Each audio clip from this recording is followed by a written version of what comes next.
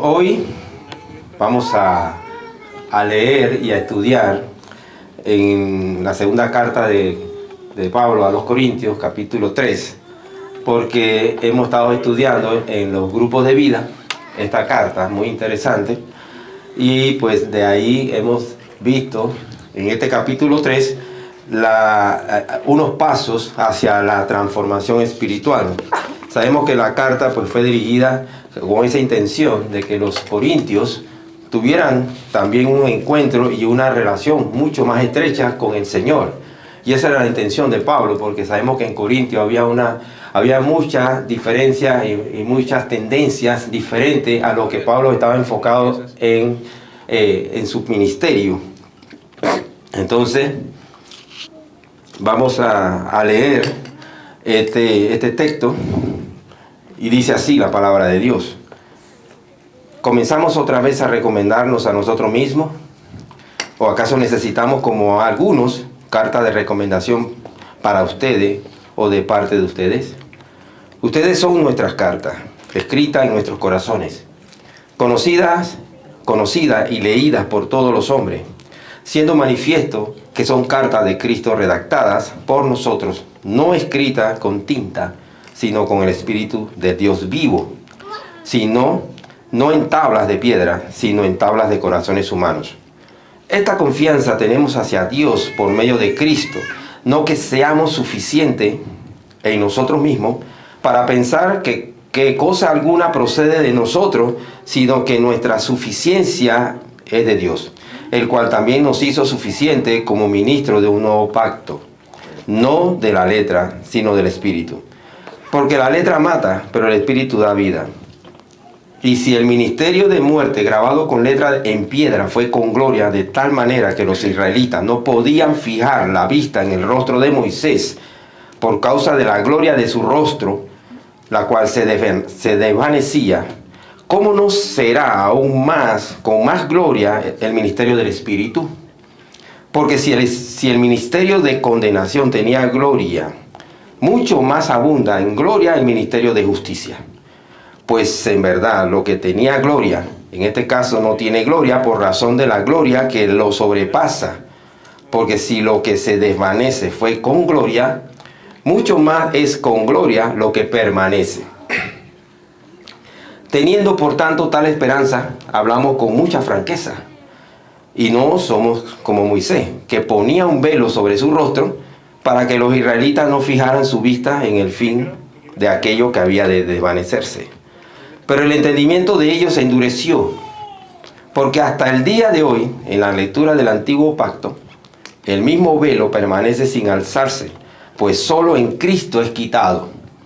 Y hasta el día de hoy, cada vez que se lee a Moisés, un velo está puesto sobre sus corazones.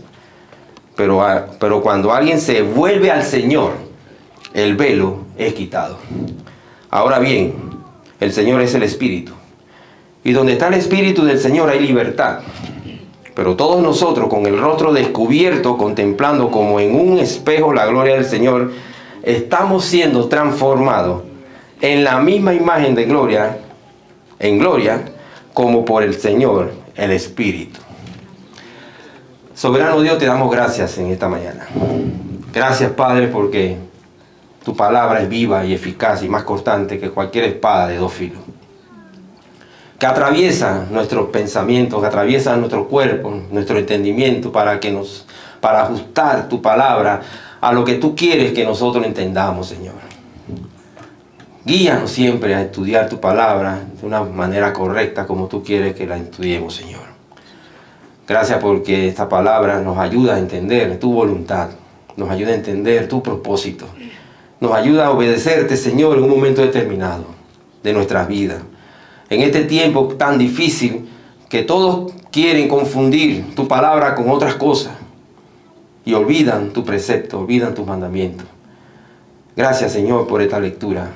Y ayúdanos a entender, Padre, que cada día que pasa nosotros tenemos que caminar hacia la transformación que nos lleve a una persona nueva, a alguien con propósito, a un cristianismo vivo, a un cristianismo que lleve esa luz y esa sal que este mundo necesita.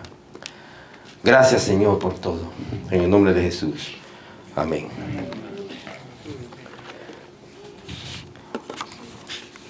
A mí me llegó una historia que quiero compartir con ustedes. Por ahí esas historias que uno le llega por los correos, por las redes sociales. Y se la voy a contar. Dice, en el corazón de Judea, durante la época de los profetas, vivía un joven más o menos de 12 años, joven pastor llamado Eliab. Era un niño. Elías había escuchado las historias de los grandes profetas que caminaban entre su pueblo, hombres y mujeres que habían sido transformados por el toque divino y el llamado de Dios. Aunque su vida como pastor era algo simple, Eliab sentía que su interior, él le sentía ese anhelo por una conexión espiritual con Dios. Un día, mientras él cuidaba sus ovejas, en las laderas de la colina, por ahí en su campo, Elías escuchó una voz parecida a la de Dios y apacible que parecía susurrar a través del viento. La voz le hablaba y decía, oye, tienes que hacer un camino, tienes que peregrinar espiritualmente hacia un lugar sagrado donde podrás enfocarte con claridad con ese propósito. Yo te voy a decir qué es lo que yo quiero para ti. Guiado por la fe, Elías emprendió ese camino hacia ese desierto. Tenía que pasar por un desierto, siguiendo los pasos de sus antecesores, Moisés y Elías, quien también habían encontrado la presencia de Dios en lugares solitarios. Durante su travesía, Elías ayunó, él oró, buscando el consejo divino y esa fortaleza que necesitaba. En su camino, Elías encontró 3 problemas. El primer problema que se encontró fue una tormenta de arena. Esa tormenta lo amenazó con desviarlo de su propósito, con desviarlo de su camino. Pero él recordó la historia de Abraham, que confió en Dios en medio de esa incertidumbre. Elías oró pidiendo protección y continuó su camino, guiado por una estrella en el cielo nocturno. Y la luna, obviamente, ¿no? La segunda prueba fue que tuvo mucha hambre, una intensa hambre que lo debilitó. Por lo tanto, en ese momento de necesidad, él recordó cómo Dios proveyó maná a su pueblo, para los israelitas en el desierto, y milagrosamente encontró un lugar donde poder comer. Y la tercera prueba, que fue para él lo más duro, fue la duda. Esa duda que se apoderó de él, especialmente cuando no encontró esas señales inmediatas de su propósito y quiso abandonar el camino. En ese momento de desesperación, él cayó de rodillas y clamó al Señor, recordando las palabras del Salmo 27:14. Espera en el Señor, ten valor, cobra ánimo, espera en el Señor. Cuando amanece el día, entonces ya el rayo de luz en el desierto, Elías sintió esa paz y empieza el regreso, donde él viene transformado por ese encuentro con Dios. Desde entonces él vive su testimonio al servicio de Dios y en el camino de la luz y la verdad. Realmente me puse a analizar esta pequeña historia, espero no haberlo aburrido por la historia, pero veo que en la vida cristiana siempre es un camino. La vida cristiana, donde usted decidió seguir al Señor, usted empezó a caminar con el Señor. No hay para atrás. Todos los pasos que usted haga lo va a llevar al Señor o lo va a llevar donde no está el Señor, hacia el mal. Y yo traté de ver y conectar este pasaje de 2 de Corintios con eso. Y si nosotros nos podemos ver en camino y en pasos en la Biblia, nosotros vemos que la mente del hombre planea, como dice Proverbios 16:9, él planea su camino, pero el Señor es el que dirige sus pasos. Lo dice Proverbio. Proverbio también dice que hay caminos que al hombre le parece derecho, pero su final es un camino de perdición o de muerte. Por eso que Salmo dice, encomienda al Señor tu camino, confía en Él y Él actuará.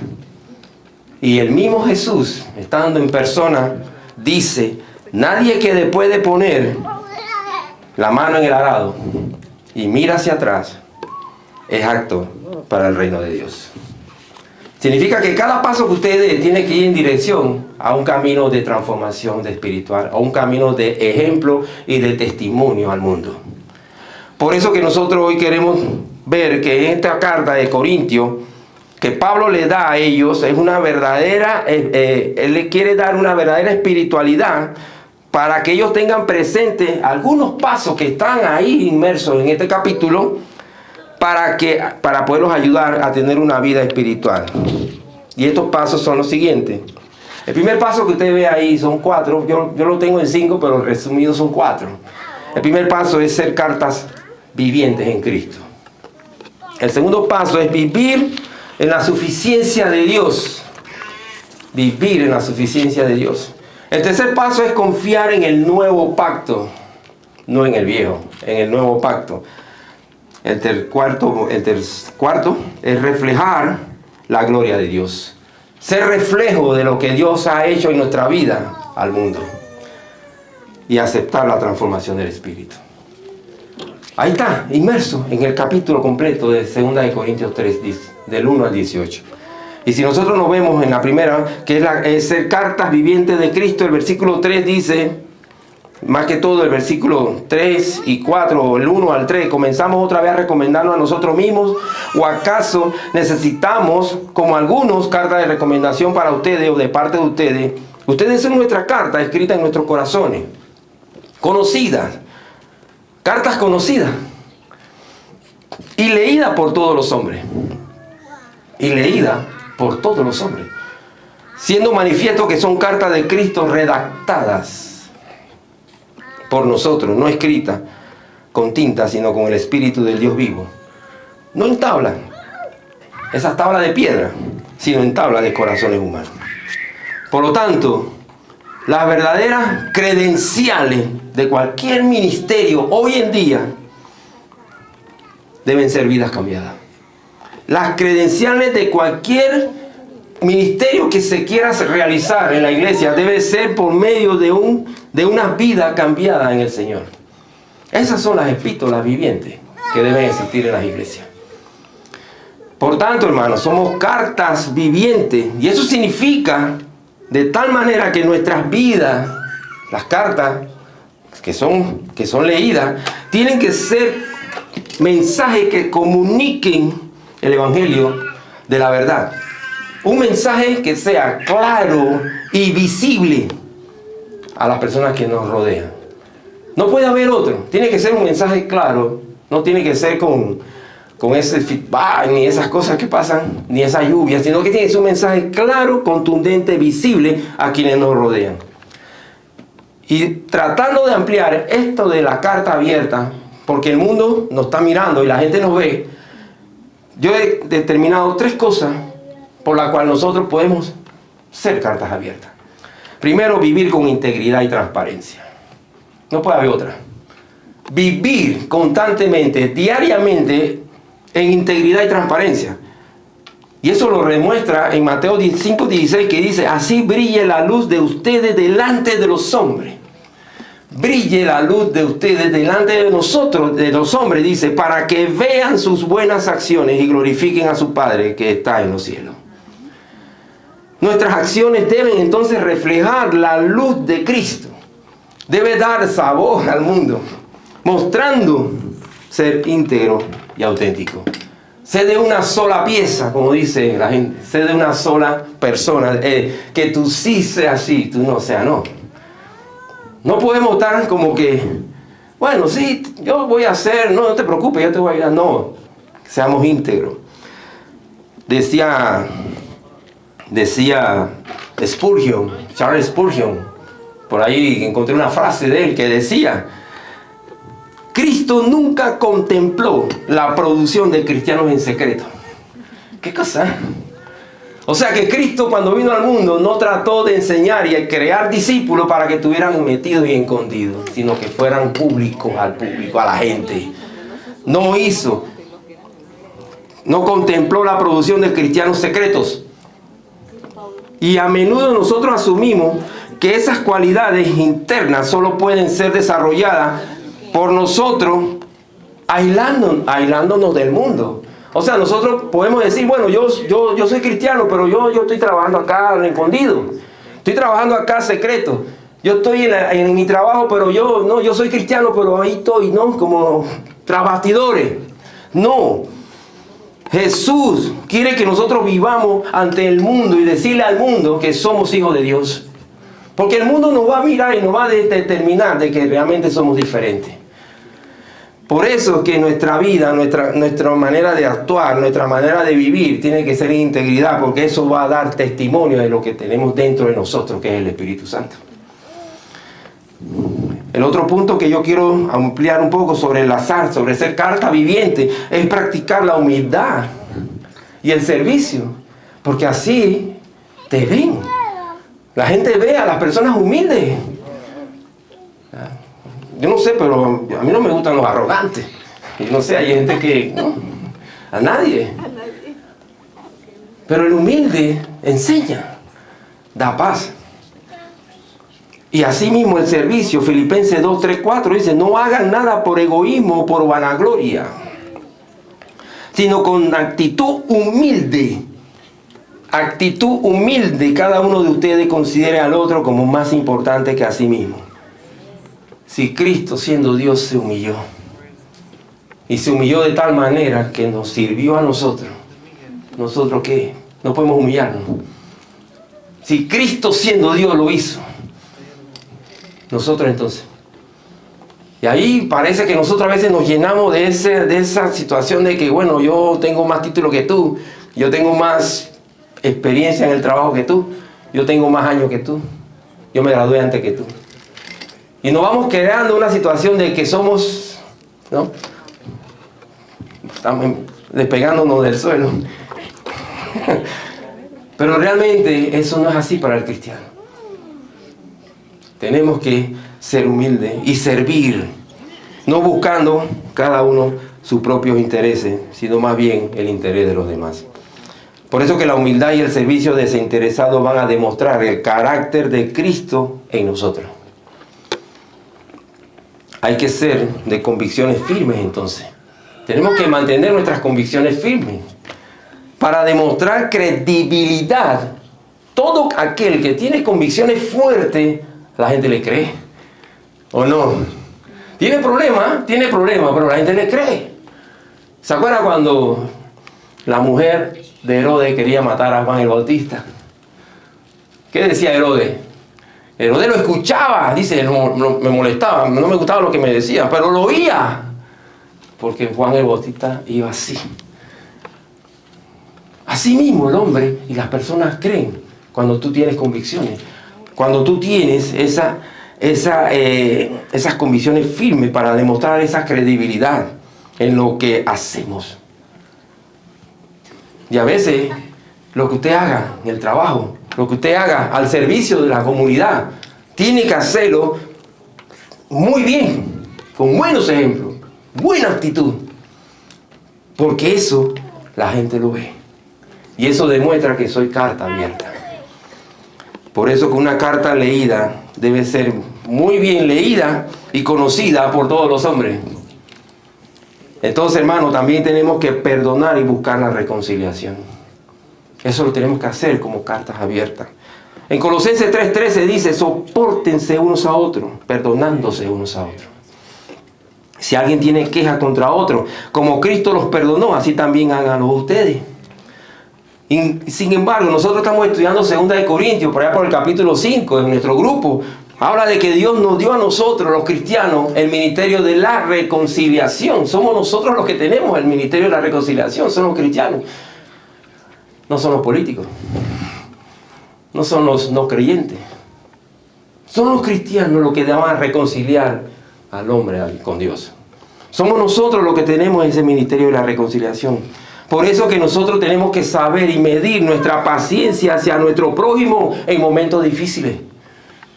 Tenemos que ser pacientes, porque no todos somos iguales.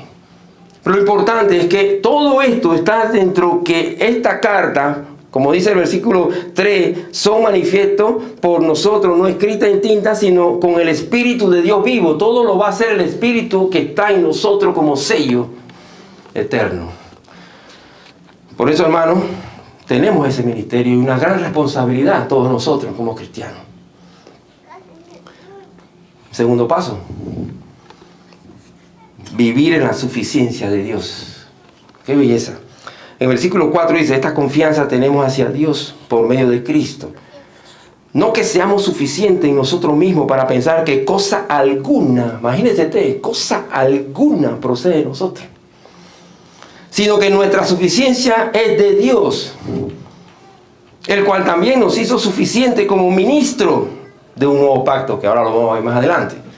Pero ahí está claramente el paso que nosotros vamos a ver para ir en esa transformación espiritual, que es vivir en la suficiencia de Dios.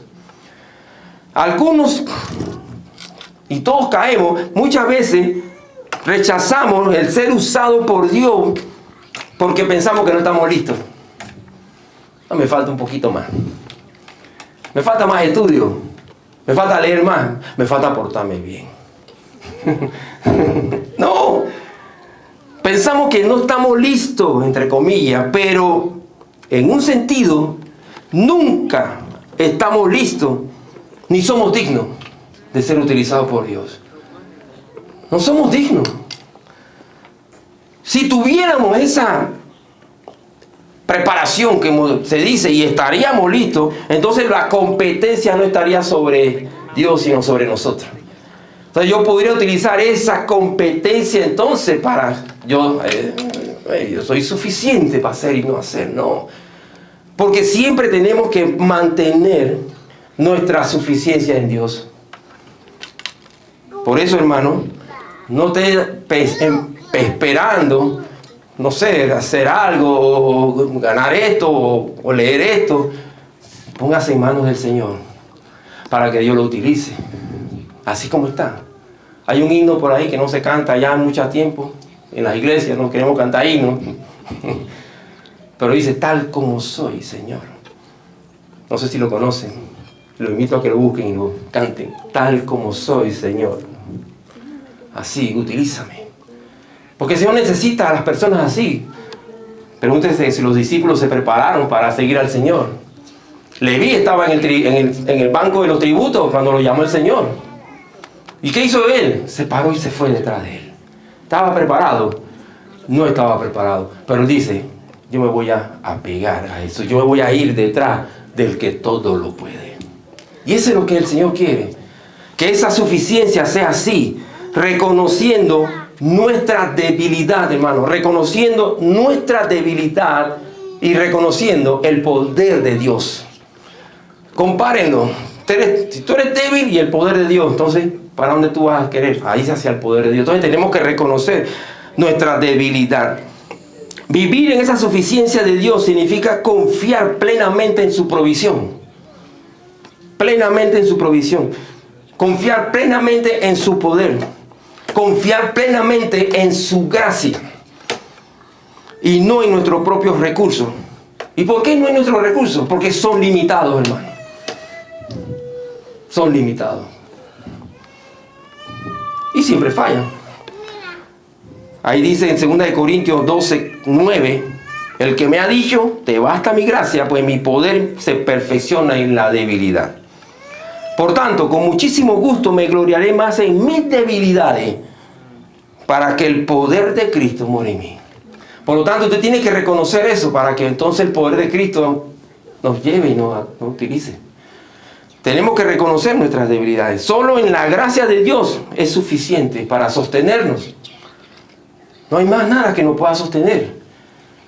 Nosotros estamos aquí por la gracia de Dios. Nosotros estamos aquí por la misericordia de Dios. Y eso es suficiente para que nosotros mantengamos fortaleza en nuestra vida en cualquier circunstancia. Un hijo de Dios siempre reconoce esas debilidades. Un hijo de Dios debemos reconocer esas limitaciones. Y poner a Dios en primer lugar siempre. No puede ser de otra manera. En realidad no creemos muchas veces que la gracia de Dios, y no vamos a poder hacerlo. Nosotros muchas veces decimos, no creo que la gracia de Dios sea suficiente. Puede que muchos digan, no, me falta algo.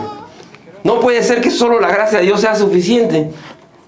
Que nos convenzamos o que pueda ser para que nosotros podamos ser suficientes. No, hermano. Nosotros tenemos que reconocer nuestra insuficiencia para que la suficiencia de Dios pueda entonces entrar en nuestras vidas.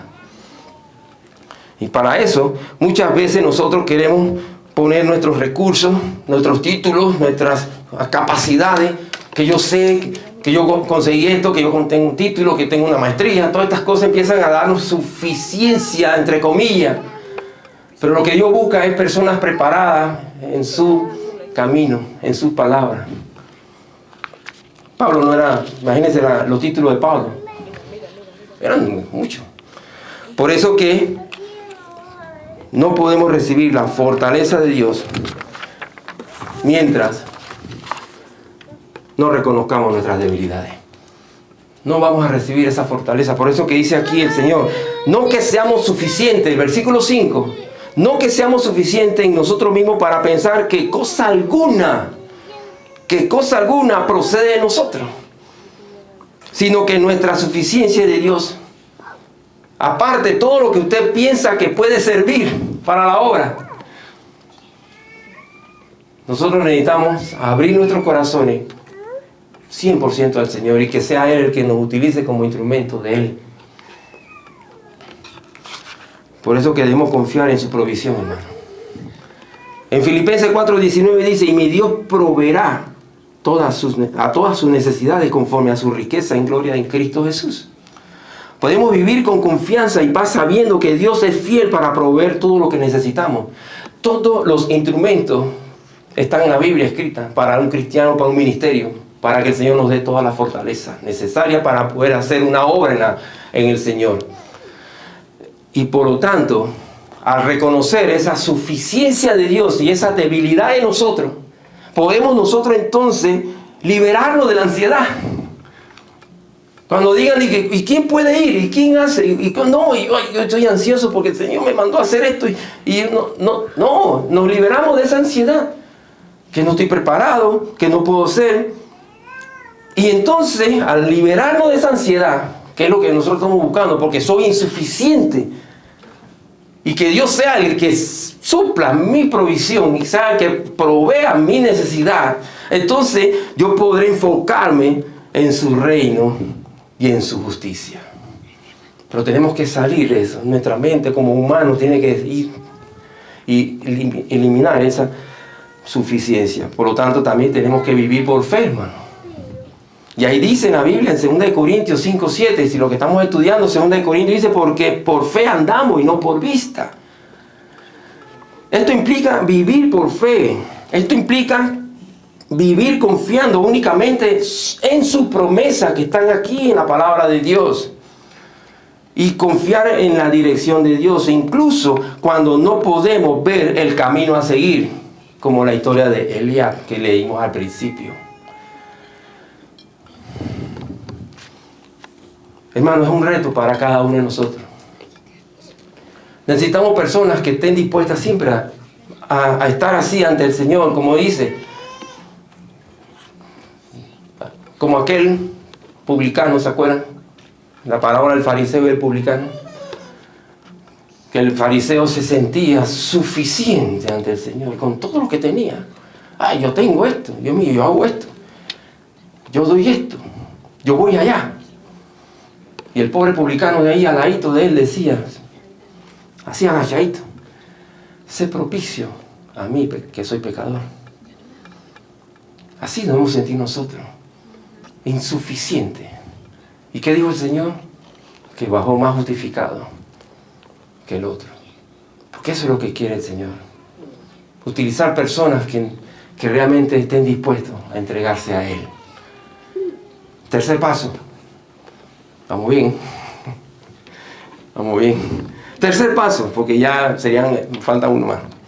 Confiar en el nuevo pacto. Confiar en el nuevo pacto. Versículo 6 dice, el cual también nos hizo suficiente, ahí está la palabra, Dios nos hace a nosotros suficiente como ministro de un nuevo pacto. Pero ahí tenemos que reconocer que no tenemos dependencia hacia nosotros, tenemos que buscar la manera de que nuestra suficiencia sea en Dios, para que Dios entonces nos considere ser ministro de un nuevo pacto, no de la letra, sino del Espíritu. Porque la letra mata, pero el espíritu da vida. Y si el ministerio de muerte grabado con letra en piedra fue con gloria, de tal manera que los israelitas no podían fijar la vista en el rostro de Moisés por causa de la gloria en su rostro, el cual se desvanecía. Y como no será, cómo no será aún con más gloria el ministerio del Espíritu. Entonces, cuando nosotros vemos que confiar en un nuevo pacto significa que tenemos que confiar en una nueva, en un ministerio ahora dirigido por el Espíritu Santo. Porque el Espíritu Santo es el que nos va a hacer brillar ante el mundo. Y aunque usted no quiera, usted sale al mundo y brilla, porque tiene el Espíritu Santo en su corazón. Tenemos ese sello. No necesitamos lo que le pasó a Moisés. Ir en la cuando él se presentó ante el Señor, él bajó de la montaña con el rostro brillando, porque estuvo en esa presencia.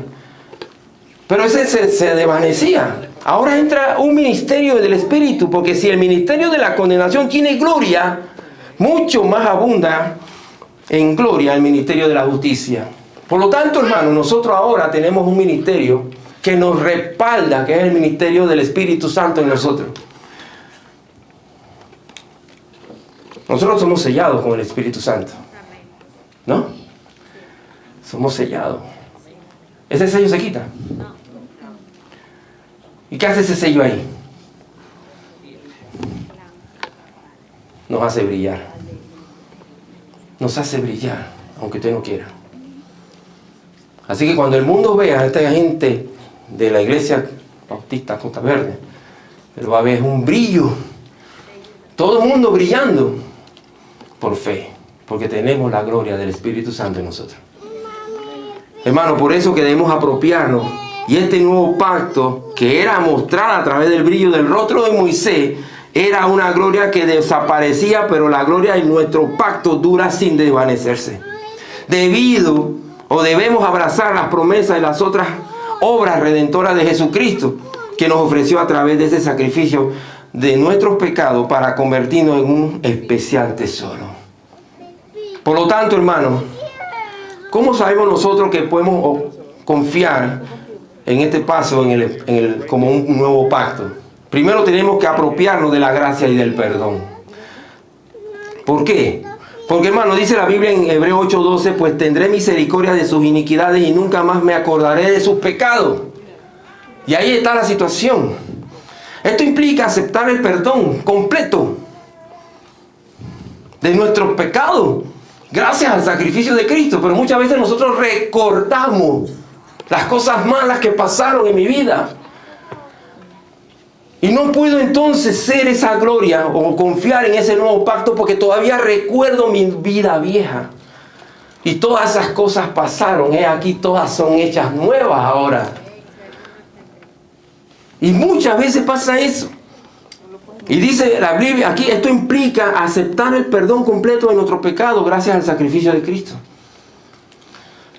Debemos dejar atrás esa culpa. Debemos dejar atrás esa condenación que nosotros mismos nos hacemos, hermano. A veces recuerdo, y usted recuerda algo, pues sí, eso pasó, y que un amigo llegue y que, ¿te acuerdas cuando tú eras? Y tú estás en esa iglesia, está fulana y tal. Esa pelada en la escuela era una chalamá que empiezan a hablar. Pero eso pasó. Ahora somos nuevas criaturas. Ahora somos una nueva criatura.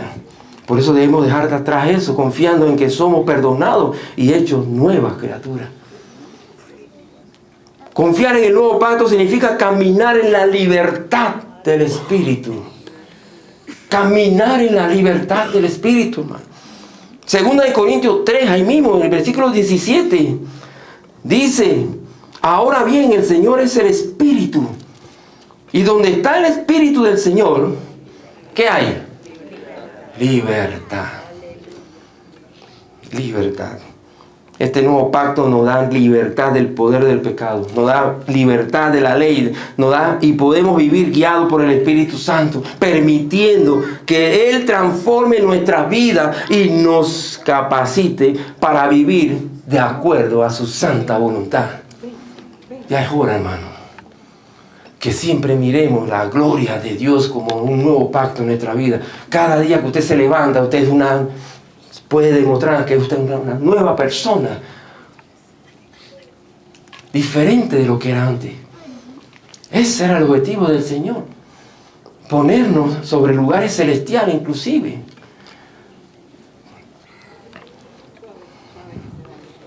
Y también podemos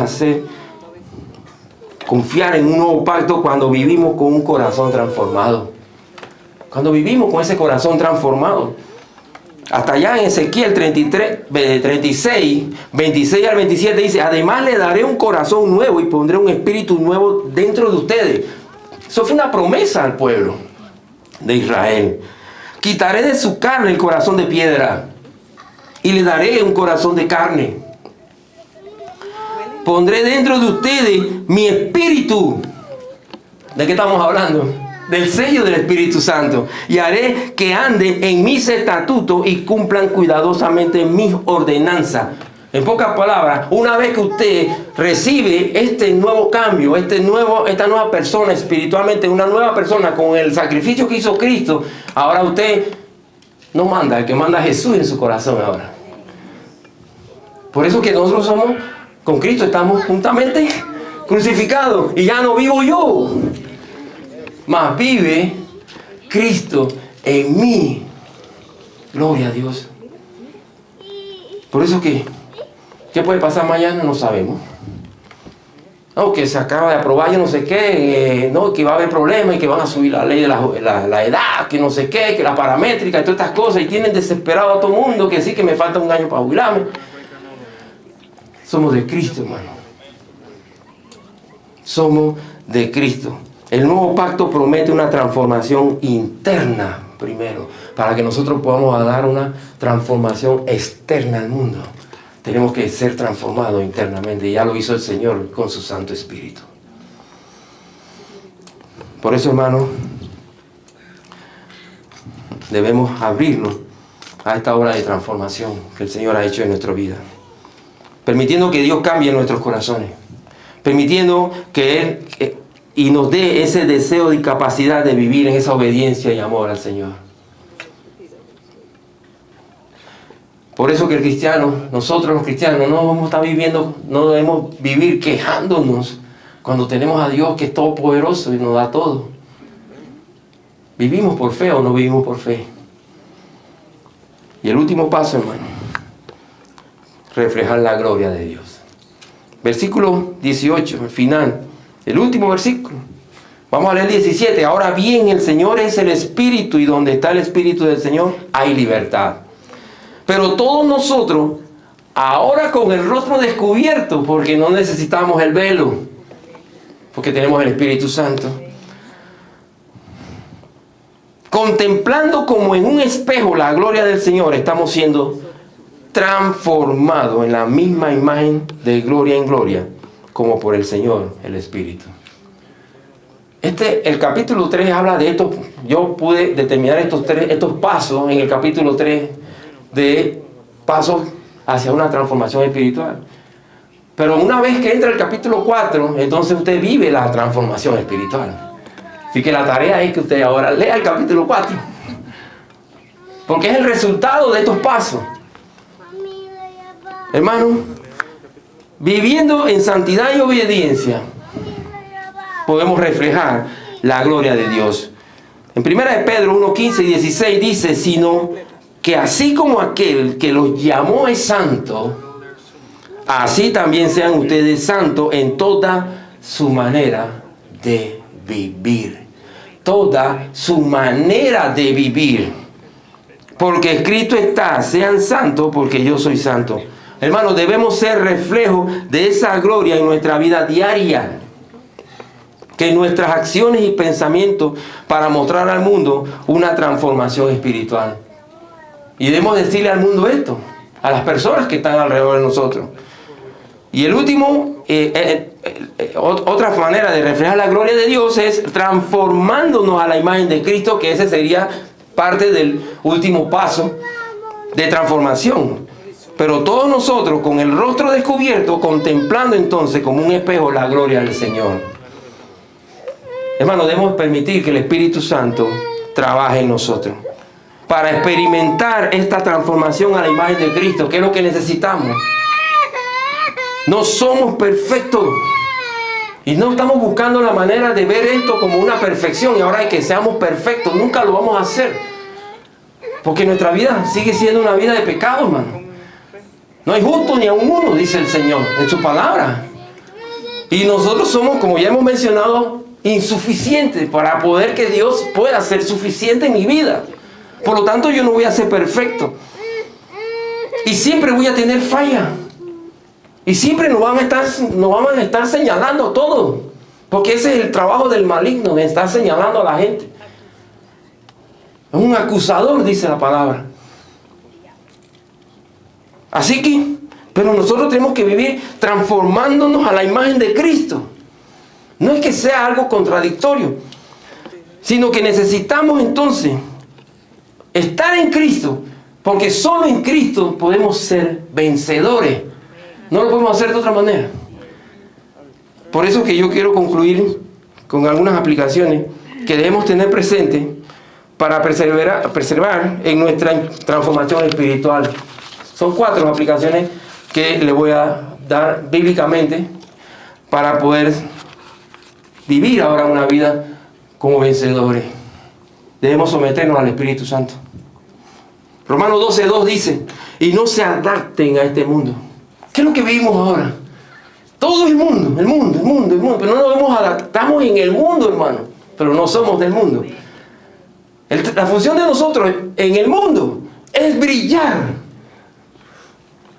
con la luz del Espíritu. Es brillar. No está haciendo las cosas del mundo, ni queremos enredarnos en las cosas del mundo. No, es brillar. Por eso que dice, no se adapten a este mundo, sino transfórmense mediante la renovación de su mente, para que verifiquen cuál es la voluntad de Dios, lo que es bueno y aceptable y perfecto.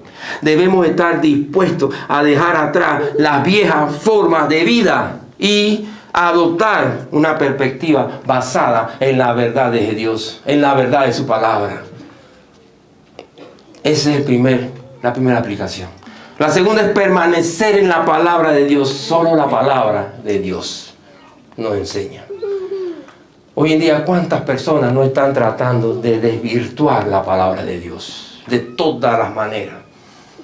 O inventando en la palabra de Dios cosas que no existen en la palabra de Dios.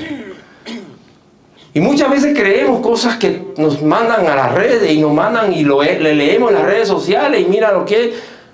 Y ni siquiera está en la palabra de Dios.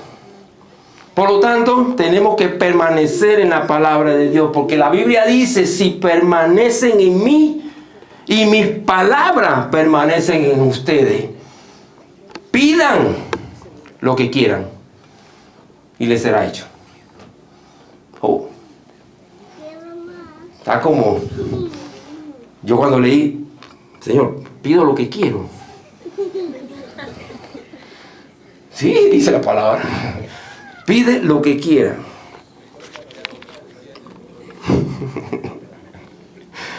Y será bueno. Será hecho. Dice, nuestra transformación espiritual debe sumergirnos en la palabra de Dios. Permitiendo que sus enseñanzas, permitiendo que sus promesas moldeen nuestra vida. Es la palabra de Dios. No aceptemos otra cosa. No aceptemos otra palabra. Y nosotros debemos animarnos con la palabra de Dios. Animarnos siempre con la palabra de Dios. Eso es importante, hermano. Estudiar, meditar y aplicar las Escrituras para demostrar que somos guiados a la imagen de Cristo. Tercera aplicación es practicar la oración constantemente. Es así. Tenemos que orar. Filipenses 4:6 dice que en nada estéis afanosos, ante todo, mediante oración y súplica con acción de gracias sean dadas a conocer sus peticiones delante de Dios, y la paz de Dios, que sobrepasa todo entendimiento, guardará sus corazones y su mente en Cristo Jesús. Entonces la oración es muy importante. Nos conecta con Dios y nos ayuda a alinear nuestros corazones a la voluntad de Él y seguir viviendo una vida transformada. No podemos entonces leer la palabra sin orar. Tenemos que leer la palabra, tenemos que orar también. Y a pesar de que son cosas que son sencillas, es necesaria. Y nosotros muchas veces dejamos de orar porque pasó algo que cometí, hice algo, le grité a alguien, me puse bravo con mi esposo, me puse bravo con mi esposa. Ya deje de orar, pues. O los muchachos se ponen rebeldes porque el papá le dio su tate quieto. Ya no oran. Hay que orar, hermano. Por todo.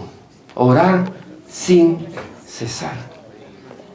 Y lo podemos hacer en todo momento. Y el último aplicación es viviendo en comunidad cristiana. Así como estamos, hermano. Necesitamos una iglesia local. Debemos considerarnos, dice la palabra, a estimularnos unos a otros al amor y a las buenas obras, no dejando de congregarnos. A mí me duele muchas veces ver que hermanos obviamente están trabajando.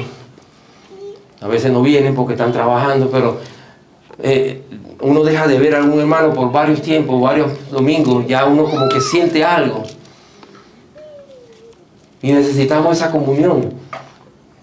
El ministerio de llamar, de comunicarse con esos hermanos. Yo falté un par de domingos y el hermano José me llamó, me escribió. Sentí como algo importante, porque no, y eso es lo que debe pasar. Nos debemos comunicar. Ahora faltaron algunos hermanos. Bueno, démosle ánimo, fuerza. La iglesia local es esencial para nuestra transformación espiritual, hermano. A través de la comunión, a través del apoyo mutuo, a través de sobrellevarnos unos a otros, somos animados a crecer en nuestra fe. Solo así. Por eso que yo insto a aquel hermano que todavía no pertenece a un grupo de vida, que sea parte de un grupo. Porque eso es parte también de la iglesia local. Ahí puede usted empezar a comunicarse con los hermanos, a conocer a los hermanos. Qué bonito es poder compartir algo, un pequeño brindis, lo que sea entre nosotros y reírnos entre nosotros. En el grupo de vida, en el grupo de vida. Ya hay varios grupos de vida, pero todos los hermanos deben estar ahí. Es bonito. Porque yo visualizo cada grupo de vida como una iglesia pequeña. Tiene ahí la comunión cada uno. Hermanos, debemos reflejar a Cristo en estas aplicaciones. Y para poder ser tener esa transformación espiritual, para poder vernos y para poder ser ministros del nuevo pacto. Oremos. Soberano Dios, te damos gracias en esta mañana, porque tu palabra nos ha hablado, Señor. Padre, estamos aquí delante de ti. Somos débiles y reconocemos eso, Señor. Tú nos dices que somos cartas abiertas. Y permite que podamos dar ese testimonio, que seamos hermanos íntegros. Podamos dar el testimonio, podemos demostrar que tú estás en nuestra vida, que podamos brillar. Como dice aquel himno, brilla en el sitio donde estés. Padre, ayúdanos a que podamos conocernos como iglesia. Que podamos, Señor, vivir esa transformación espiritual que tú quieres. Que podamos, Señor, crecer en tu palabra y reconocer tu soberanía en nuestras vidas. Tal vez así como estamos, somos débiles, pero tú, Señor, nos da esa fortaleza. Porque tu palabra dice, bástate en mi gracia. Queremos hacerlo, Señor, que tú seas completo en nuestro corazón. Somos nuevas criaturas, Señor. Solo tú tienes vida eterna. Solo tú, Señor, puedes darnos y enseñarnos el camino que debemos seguir. Solo tú, Señor, puedes darnos esa paz que necesitamos. Solo tú, Señor, puedes darnos esa vida que necesitamos, Señor, para hablar de ti. Todos esos, los instrumentos que están en tu palabra, las herramientas que tú que le diste al pueblo, le diste a los discípulos, para que nosotros también podamos seguir adelante, Señor. Perdona nuestras faltas, Padre, y permite que podamos encaminarnos siempre en tu senda. Que more la palabra, tu palabra en nosotros, y que podamos también cantar y dar gracias, Señor, y adorarte por lo que eres, un Dios infinito y poderoso. En el nombre de Jesús. Amén. Gloria a Dios.